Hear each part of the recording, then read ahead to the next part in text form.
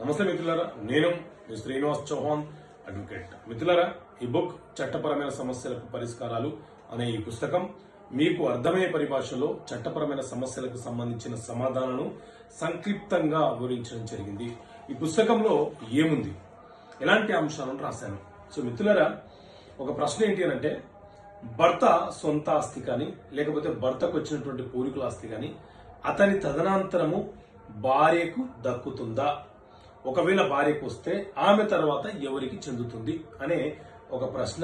దానికి చట్టపరమైనటువంటి సమాధానం ఏంటి అనే దాన్ని ఈ పుస్తకంలో సంక్షిప్తంగా వివరించడం జరిగింది. మన దేశంలో హిందూ వారసత్వపు చట్టం 1956 అమలు ఉన్నది. ఈ చట్టాన్ని 2005లో కేంద్ర ప్రభుత్వము సవరణ చేయడం జరిగింది.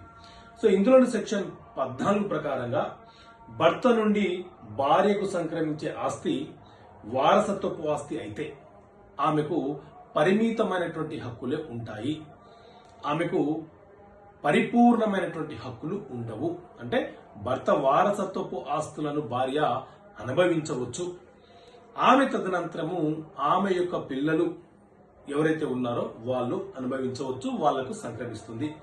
ఆమె తదనంతరము ఆమె వారసులకు చెందుతుంది. కానీ ఆ ఆస్తిని ఆమె తనకిష్టమైన వారికి బహుమతిగా ఇస్తానంటే చెల్లదు. కుట్రపూరితంగా ఆమె యొక్క తోబుట్టువుల పిల్లలకు గిఫ్ట్ గా ఇచ్చి వారిని దత్తత తీసుకొని ఆ ప్రాపర్టీని వారి పేరు మీదకి సంక్రమింప చేయాలనే ప్రయత్నం చేసిన చెల్లుబాటు కాదు.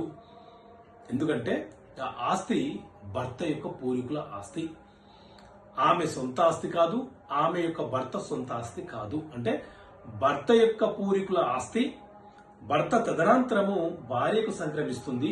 భార్య తాను బ్రతికి ఉన్న రోజులు అనుభవించవచ్చు. వాళ్లకు పిల్లలు ఉంటే ఆ పిల్లలకు సంక్రమిస్తుంది.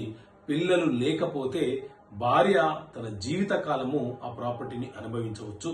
కానీ ఆమె అక్రమంగా ఆమె యొక్క అన్నా చెల్లెల పిల్లలకు లేకపోతే అక్కా చెల్లెల పిల్లలకు వారికి ఆ ఆస్తిని ఈమె ఇవ్వాలని ప్రయత్నం చేస్తే ఆ ట్రాన్సాక్షన్ అనేది చెల్లుబాటు కాదని చెప్పి సెక్షన్ 14 హిందూ సక్సెషన్ యాక్ట్ చాలా స్పష్టంగా చెప్తున్నటువంటి అంశము.